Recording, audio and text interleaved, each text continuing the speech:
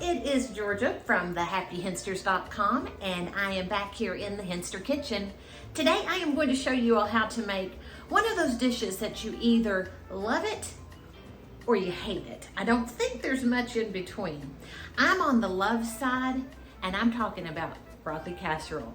Stick around and I'll show you how I do mine. I'm just starting with about 1 inch of water in the bottom of my saucepan.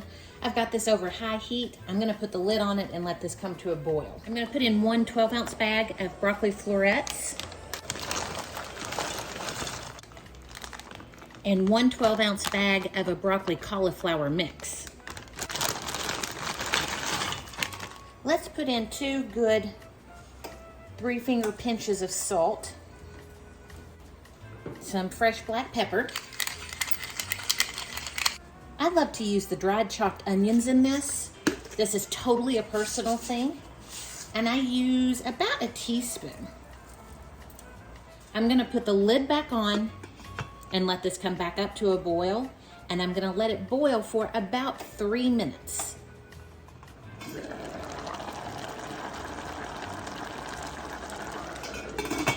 We have been boiling along for 3 minutes. I'm gonna drain this, put the lid right back on, and let this just sit and steam for 5 minutes.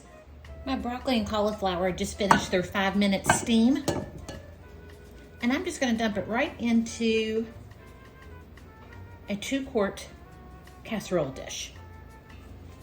You can make this with just broccoli, just cauliflower, or you can do the broccoli cauliflower mix like I do. I like the variation of color. It's really more about that than it is the flavor for me. I'm gonna pull you all back over to the stove now. Back in my same saucepan, because I do not like to dirty up dishes. I'm gonna add 1 can of cream of mushroom soup, half of a can of evaporated milk. I'm gonna put this over a good medium to medium high heat.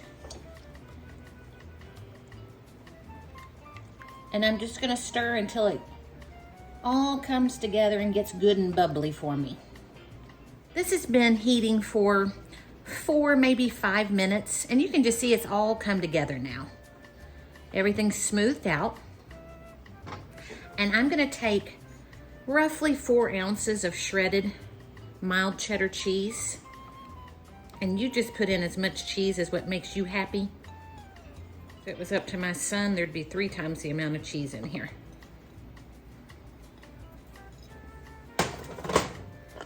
And we're just gonna stir until this is all melted and ooey gooey delicious. That took roughly 30 seconds, and we are now ready to move over to our broccoli and cauliflower mixture. We're just pouring our soup mixture right over top of our broccoli and cauliflower, and just gently kind of fold it together to get everybody coated in this deliciousness.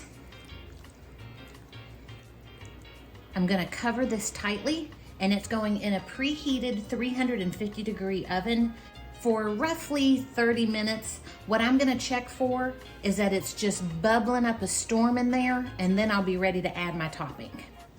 We are back about 40 minutes later, and it's been all good and bubbly. And now we're gonna put on our topper. I love using the crispy fried onions, but if you're not an onion kind of person, Ritz crackers crumbled up on top of here are delicious.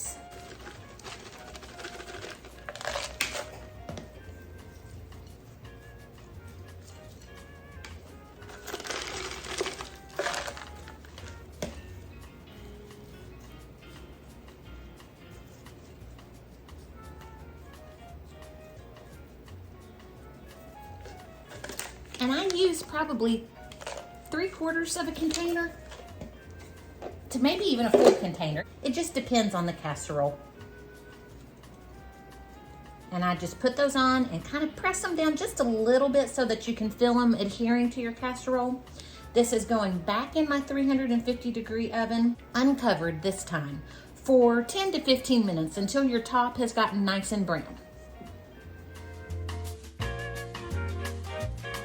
Thank you all for being in the kitchen with me again today. This broccoli casserole is just one of those favorites in my family, and we have it at every single family get-together. I hope maybe it's gonna find its way onto your table too. I love you guys. Thanks again for being with me, and I'll see you in the next video.